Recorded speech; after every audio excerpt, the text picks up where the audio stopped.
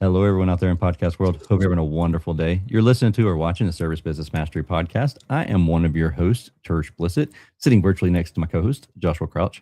And we have Curtis from Mars today on the show. Curtis, it's like an alien today from Mars. Yeah, that's right. I thought we just went around the moon. I didn't think we went to Mars already and pulled someone back. Is this what aliens look like? Yeah, I like it. Yeah, it's funny when I first came to Mars and I was telling people at my old job, like, hey, I'm gonna go to Mars to start working. Half of them were like, I didn't know you were like in a space program. That's pretty cool, man. And at some point, it's like that's actually maybe a little bit cooler. I'll just kind of roll with that for a little bit, but yeah, that's funny. That's awesome. So we're going to talk a little bit about air curtains. So if you are in the commercial space, you know what they are. Commercial HVAC space, you know what they are. You've seen them. If you're not in the commercial space and you've ever gone into a convenience store and you've opened the door up and you've had that burst of air rush down over your head, that's kind of what we're going to be talking a little bit about today. But we're going to talk a little bit. That's what an air curtain is. Thanks for explaining that, Tersh. Yeah. You don't even need me today. I literally told Curtis, for the listeners, I told Curtis before, I'm like, this is great. I'm going to learn something completely new because I never did a commercial HVAC. It was always residential. And I'm like, I have no idea what an air curtain is. But now that makes sense because when you walk into like some of the convenience store, like Home Depots, and especially here, it's really hot. You always feel that air in between the door and stuff. So that makes sense. Now I know what it is. Now I can look and be like, oh, I know what that is. Yeah, that's exactly right. Yeah, it's mainly, I guess, just a brief overview. I mean, Tersh, you did your homework, man. So good job.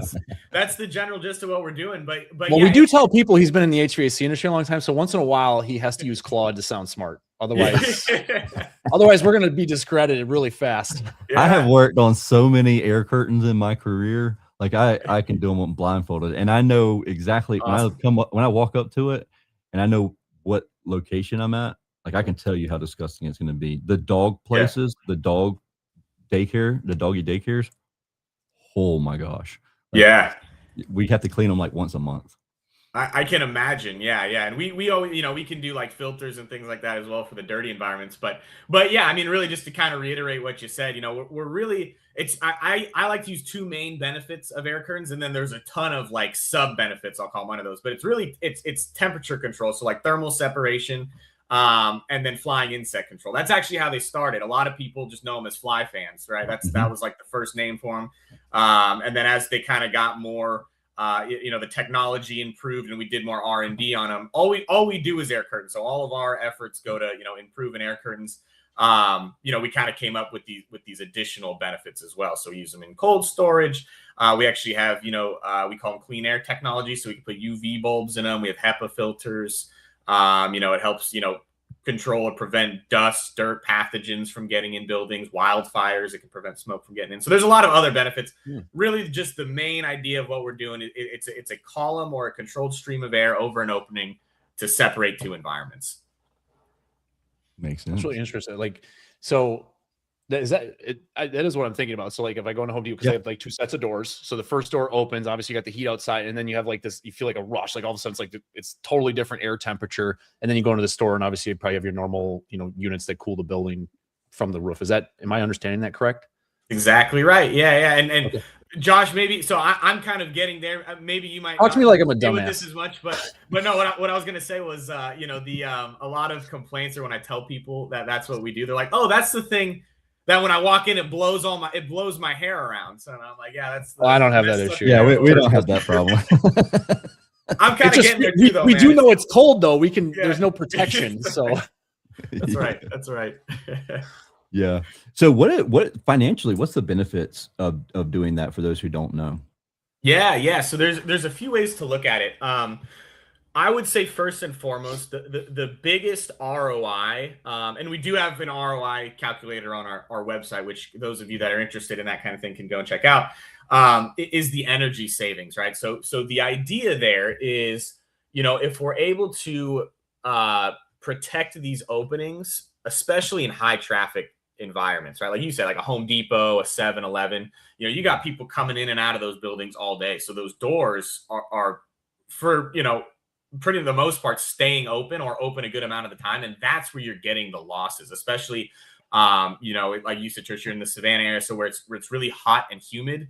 that cold conditioned air is really valuable, and losing that is just going to really ramp up those energy bills. So the biggest savings is the ROI simply on just maintaining building temperatures and keeping that conditioned air, or, you know, conversely warm air if you're in a cold area climate, inside the building. And then I would almost kind of compound that benefit with electrification. I'm sure you guys are aware of that too. So that's really big in California. I think that's kind of growing across the country too. But it's like, you know, as more things become electric, and we move away from gas powered equipment, electricity is just going to become more expensive. The demand on the grid is going to become a lot higher. So those energy bills, or that ROI, you know, however you want to look at it, it's going to be a lot more expensive to cool the buildings. So the ROI is going to happen a lot quicker. And the savings in the long run is going to be a lot greater. The other analogy I like to say is, you know, if you're running one of our, you know, standard commercial units, it's called the Low Pro. That's typically over the customer entry doors. That runs off the same amount of power as like a light bulb in a parking lot. So if you factor, you just turn off a light bulb in a parking lot and you're just running the air curtain, which turns on and off with a door switch. So that's not even running all the time anyway. Again, it's a very little power usage for a pretty drastic energy savings. Yeah, I agree with that. And also the bugs, because yeah, like here you have sand gnats and you have mosquitoes and everything else. And so keeping them out of the conditioned space is very important.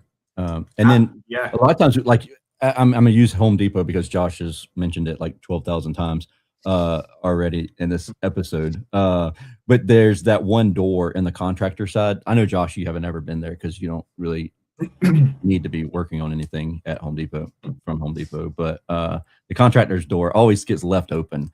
And people are like, all this conditioned air is going to just escape right out. But what they don't realize is that air curtain is really doing a good job of making it so it's like an invisible wall there.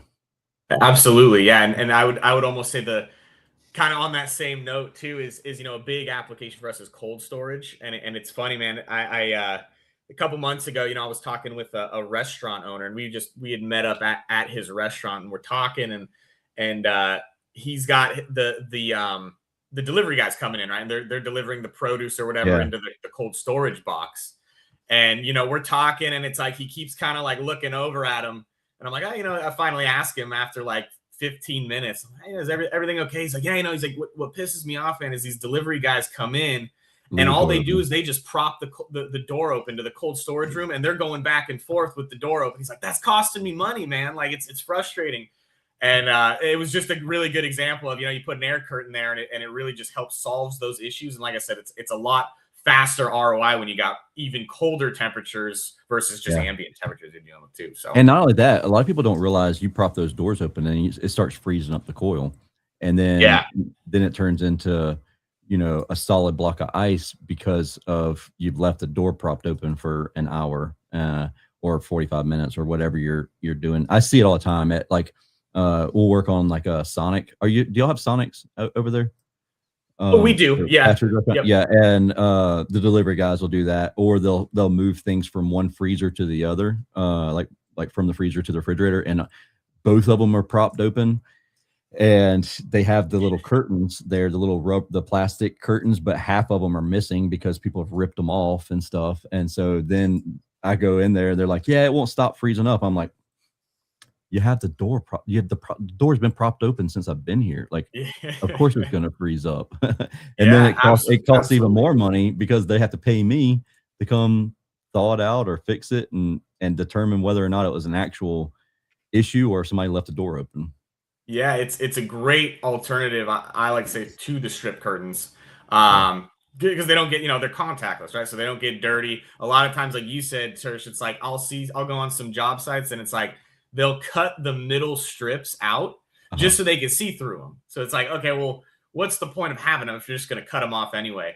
But yeah, you're right. Condensation and frosting becomes an issue too. And it almost becomes a safety issue. We've had problems where more in industrial settings, you know, forklifts slide around and crash, lose control as they're slipping over ice patches, and they lose, you know, product or whatever.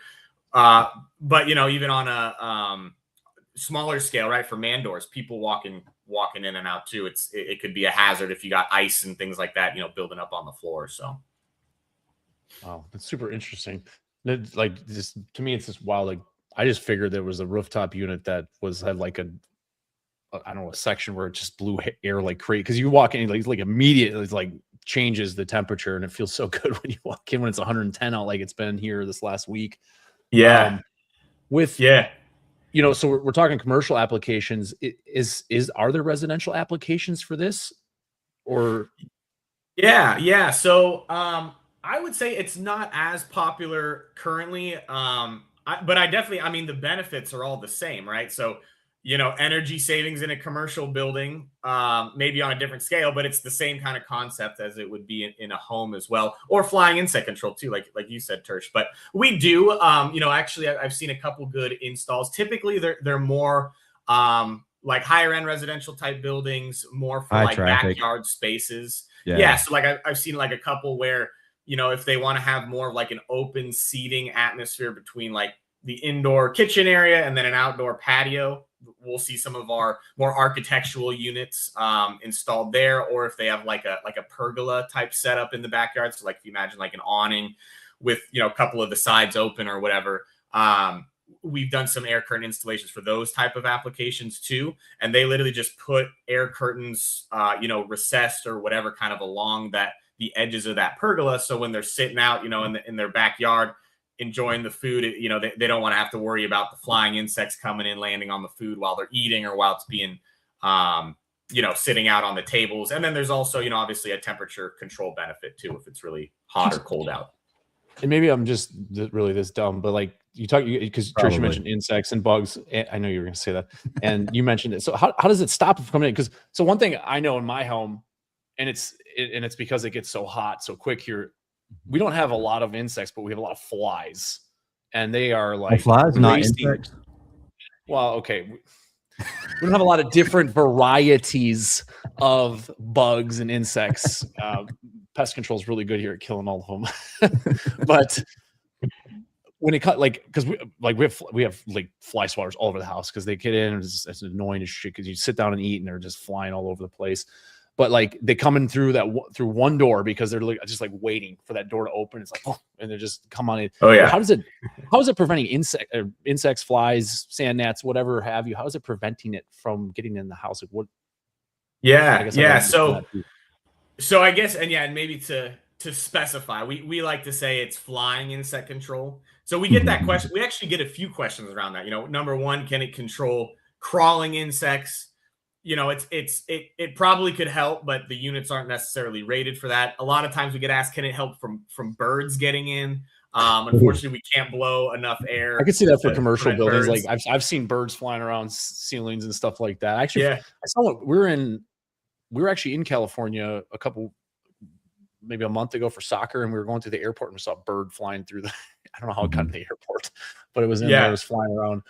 Yeah. So we haven't got there yet, but yeah, I guess to answer your question, so really, again, it's that controlled stream of air to prevent the flying insects, right? So it's almost like a large gust of wind for the flying insects. So if you imagine a housefly, whatever's flying in, they're going to get hit with that stream of air. That's really the key of the air curtain. It's that stream of air, which, like you said, Tersh, it's almost like a wall or like a barrier. So it hits that, and then the curtain effect kind of kicks in, meaning, it's not just flying into that stream of air and then tumbling around and getting thrown in the building. The idea is the curtain, it's going to prevent it from coming in and then throw it back out on the side it came from.